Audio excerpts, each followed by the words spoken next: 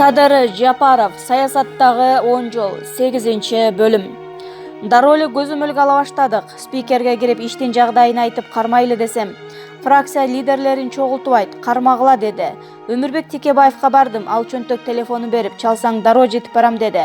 Куловго айтсам алда даяр болом, дароо жетип барам деди. Камчыбек Ташиев болсо шайлоо менен алек болуп жүргөн. Чыныбай Турсунбеков менен Канат Исаевга айтканыбыз жок. Анткени Атамбаев премьер-министр, Бабанов биринчи вице-премьер-министр эле. Анализдеп баштадык. Отунбаева жалгыз чыгарышы мүмкүн, Атамбаев жалгыз чыгарышы мүмкүн, Бабанов болсо экөөнүн бирөөсүсүз чыгара албайт. Ошентсе да фракция башчыларын айтпай эле туралы деп чечтик. Териштирип көрсөк, бир ай мурда Туркияда жер титирөө болгон. Ошол шылтоо менен бир самолет гум жардам жөнөтүмүш болуп, арасына 3 тонна алтын жүктөп кетип жатышкан экен. Ал гум жардамды өзгөчө кырдаалдар министрлиги коштоп барат экен. Министр Болот Борбиев биздин фракциядан эле. Ага телефон чалсам, Токтогул районунда жүргөн экен. Менин орун-басарым Боронов коштоп барат деди. Камчы Ташиев мага Бороновду чакырып берди. Экөөбүз сүйлөшүп отуруп, сизди кыргыздын мекенчил жигиттеринин бири деп эсептейм. Ошондуктан сизге аэропорттон самолет даяр болду, учат деген убакта мага кабарлап койсоңуз дедим. Макул болду. Гум жардамдагы үйдө эл аралык иштерди тейлеген Сапар Исаков аттуу жигит уюштуруп, ошол көзөмөлгө алып жатканын айтты. Сапар Исаковго телефон чалдым. Бишкекте ишкер турк достор бар эле. Алар дагы 1 тонна гум жардам чогултуп коюшкан экен. Самолетто орун болсо сала кетпейсиңерби деп суранып жатышат дедим. Бул жөн гана текшерүү эле. Сапар Исаков кечки саат 5-терге чейин жообун бермей болду. Жооп болбогондуктан кечки саат 8-дер чамасында кайра чалдым. Самолетто орун калбай калыптыр. Ошол себептен алып кете албайт экенбиз деген жообун айтты. Аэропортто иштеген тааныш балдарга барып, самолет учаарда кабарлап коюуларын өтүндүм. Ошентип күтүп жаттык. Ал түнү эмнегедир самолет учпай калды. Сыягы аңдып калышты деген кабар жетсе керек. Эртеси кечке маал интернеттен кабар тарады. Туркияга гум жардам жеткирген Кыргызстандын самолету токтоп турган самолетту канаты менен сүрүп кетип, ремонттоо үчүн Анкарага жөнөтүлдү деген. Көрсө түнү учурбай, эртеси эртең менен күтүүсүз тездик менен учуруп жиберишкен экен. Ошентип 3 тонна алтынды Туркияга чыгарып кетишти. Кудай ишимди келтирди, Кудай түшүмдү оңдоду деген кептей операциялар ишке ашып кетти. Кармай албай калдык. Балким мен сүйлөшкөн депутаттардын арасынан бири жеткирип койдубу, ким билсин. Биздин аңдыганыбызды билип көз жазгырып кетишти. Жетиштүү фактылар бар эле. Бул иш боюнча башкы прокуратурада иштеген түптүк тергөөчү жердешим иш баштап бара жатып тык токтоду. Канатын кайрып коюшту окшойт. Саясаттын ызгаарларына, бороондоруна төш тосуп туруп берүү кыйын. Саясат антка, шертке баш ийбеген нерсе экенине толук ынандым окшойт. 2011-жылы Мегаком боюнча иш алып бардым. Апрель окуясынан кийин дароо эле 49%-ын мамлекетке улутташтырып алышып, 51%-ын эски кожоюндарына кайтарып беришкен экен. Албетте бекер эмес. Ортодо 15 миллион доллар алышкан. Бардык фактыларды топтоп, ак жүрөк болуп, 100% мамлекетке өтүш керек деген сунуш кылып, Отунбаева менен Атамбаевга кирдим. 2 күндөн кийин Отунбаева чакырып, сиздин сунушуңузду кагаздары менен Каптагаевга тапшырдым, ошол киши менен иштешиңиз деди. Каптагаевга кирсем туз айтты, болбойт, эски кожоюндар ээ болуш керек деди. Кинодогудай мафиянын башында турган кожоюндарына адашып барып алып, маселе көтөрүп жатканымды дароо түшүндүм. Көрсө Отунбаева, Атамбаевдар эң жакшы билишет экен.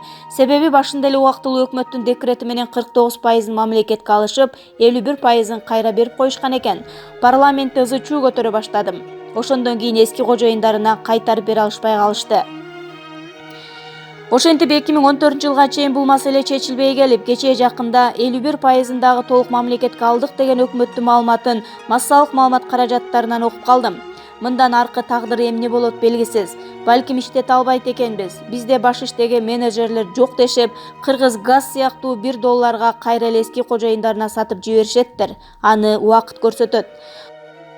Мамлекеттик масштабта улуттун стратегиялык кызыкчылыктарын камтыган кумтор маселесин өттүм.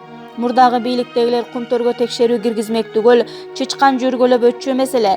Бир жолу кумтөрдү калкалап отурган бийликтин алсыздыгынан пайдаланып, ийне жибине чейин текшерүүгө кирип кеттик. 10 депутаттан турган комиссия түзүлүп, төрагалыгына мени шайлашты. 40тан ашуун аркылуу эксперттерди жумушчу топту тарттык.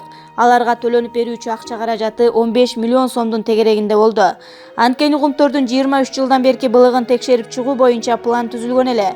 Жогорку кеңеш кыргыз алтын төлөп берсин деп өкмөттү милдеттендирген токтом кабыл алды. Өкмөт болсо төлөп бермек түгөл, кумтөрдү колдоп туруп алды. 1 тыйын акча бөлбөй коюшту. Мен түшүнүп эле турдум. Эгер акча бербей койсок эч нерсе текшере албайт жана жыйынтык болбойт деп ойлошту.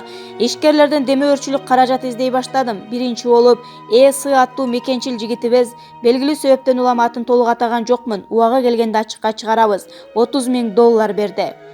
ЭБ аттуу мекенчил жигитибиз 10 чакты эксперттердин эмгек акысын мойнуна алды. Аскар Салымбековго бардым. Байке, нарындык токтогулдук туугандарыбыз сианид ичип олтурушат. Экология дегенден эч нерсе калбай калган экен. Бомба түшкөндөй болуп жатат. Мындан сырткары байлыгыбыздын баарын сыртка ташып кетип жатышат. Сактап калалы, башка шансыбыз болбойт дедим. Сөмөйүн оозуна такап, акырын сүйлөп, бул жерде мени угушат. Мен сага жардам берем, 2-3 күндө кабарлаш деп офисинен иттен чыгарды. Кийин качып туруп алды. Телефон чалсам албады. Аттиң-ай, көрөкаттын кулу турбайсызбы деп тим болдум. Албетте Салымбеков милдеттүү эмес, бирок катардагы эле бизнесмендер тигинче жардам берип жатышса, Кыргызстандын эң алдыңкы бай адамы деле жардам берип койсо болмок деген таарынычым калды. Анткени мен жеке кызыкчылыгым үчүн жардам сураган жок элем да. Калган акчаны ар кимден чогултуп, жетпегенин өз чөнтөгүмдөн кошуп, иштен жылыш үчүн эксперттердин 50% эмгек акысын төлөп бердим. Калган 50% эмгек акысы бүгүнкү күнгө чейин төлөнбөй калды. Алар мени туура түшүнүү менен кабыл алышты. Анткени өкмөт 1 тыйын бербей, бут тосуп жатышканын өз көздөрү менен көрүп, жон териси менен сезип турушту. Айрым эксперттер дагы үйдөн телефон чалып, баары жакшы экен деп корутунду жазып бересиң деп коркутуп да жатышты. Текшерүү бүтөөрүнө 1 айча убакыт калганда чет элдиктер Акылбек Дүйшөнбиевди өкмөттүн кумтөрдөгү өкүлү өзү Барскондун кулуну болот. Экөөбүз тууганбыз, жиберишти. Саке сүйлөшөлү, катуу текшерип жатасыңар. Эзели буларга текшерүүчүлөр тараптан мындай катуу талаптар болгон эмес экен. Мени өкмөт менен канадалыктар жиберишти деди. Акылбек, ушул жерде сен экөөбүздүн ата-бабаларыбыздын сөөгү жатат. Карачы буларды, тебелеп тепсеп, үстүнө уу төгүп, анысы аз келгенсип нарын суусуна сианид агызып жатышыптыр. Кантип көз жумду кылып коебуз? Дитим барбайт. Ата-бабаларыбыздын арбактары кечирбейт. Баарын ачыкка чыгарабыз дедим. Туура түшүнүп, Саке болду. Мен эми мындан ары сүйлөшүүгө жиберишсе да келбейм деп кетти. 1 аптадан кийин казак досум келди. Өзү кумтөргө Казакстандан керектелүүчү материалдарды камсыз кылат. Саке, $100 миллион беребиз деп жатышат. Кыргыздарыңа ишенбей жатсаң мен алып берейин. Эч ким билбейт. Баарын өзүм организовать этем. Офшорный зонадан счет ачасың. Баарын ошол жерге түшүрүп берем. Каалаган жагыңа котортуп кетесиң деди. Чынымды айтайын, пенде эмеспизби? Көз алдымда 2 нерсе элестеп турду. Биринчиси сунуштаган сумма, экинчиси нарын суусун жээгинде жашаган элдин сианид ичип олтурушканы жана 2005-жылы түп кеген жолун жаап, мени депутат кылабыз деп кыштын кыраан чилдесинде 4 сутка бою үшүп тоңуп, кардын үстүндө уктап жатышкан түптүк жердештеримдин, энелердин элеси келди. Албетте, экинчисин тандадым. Анткени эл журт менден 1 тыйын акча албастан депутат кылып шайлап беришкен. Мен дагы 1 тыйын пара албастан иштеп беришим керек деген максат койгон элем. Колумда болгон видео материалдардын баарын казак доско көрсөтүп, бауырым, мына көрдүңбү? Кыргыз элине эле эмес, казак элине да сианид ичирип жатышат. Эки элдин убалынан коркпойлубу дедим. Чын эле ушундай болуп жатабы деп төбө чачы тик турду. Ал да түшүнүп, андай болсо мени кечир, кийлигишпейм деп кетип калды. УКМКнын кызматкерлери БАТК белгилүү себептерден улам аттарынын баштамгаларын гана жаздым. Убагы келгенде буларды ачыкка чыгышат. Үчөөбүз олтуруп кеңешип да көрдүк. Балки макул алалы деп туруп кармайлыбы? Кантип, эгер кармай турган болсок Шамил Атахановго сөзсүз билдиришибиз керек. Ансыз болбойт. Биздин башыбыз кетет дешти. Анда алар түз эле барып Атамбаевга билдирет. Өздөрү башында отурушса, аларды кармаганга жол беришпейт да деген чечимге келдик. Анткени Кыргыз алтын ишканасында Осмонбек Артыкбаев жетектеп турган мезгилинде Атамбаев премьер-министр болуп турган. Экөө ар кандай жолдор менен 2011-жылдын 21-май күнү 30 миллион сомду чыгарып кетишкен. 2011-жылы 1-декабрь күнү президенттин ант берүү күнү болгон кумтөрдүн чет мамлекетте отурган эң үлкөн башчысы Стивен Ленг эртең менен учуп келип, резиденцияга барып катуу куттуктап кайра кечинде учуп кеткен.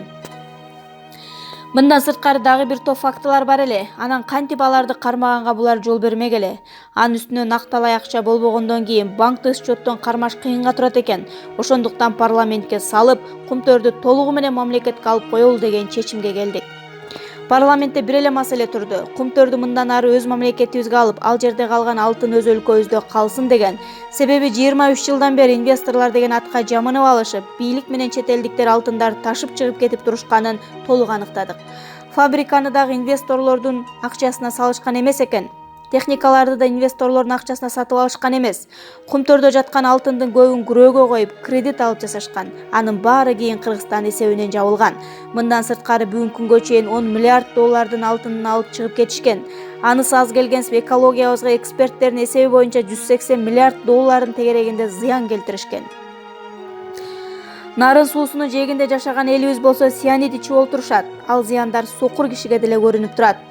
Анысы аз келгенсип Аида Салянованын берген справкасына таянып, бийлик башындагылар салык жагынан бюджетке төгүлүүчү 1,5 миллиард сом акчаны төкпөй эле койгула деп жоюп жиберишкен. Өзүбүз кедей мамлекет болуп туруп, ансыз деле биздин жонубуздан кайыш тилип жаткан уурулардан миллиарддаган сомду албай койгонубуз кандай?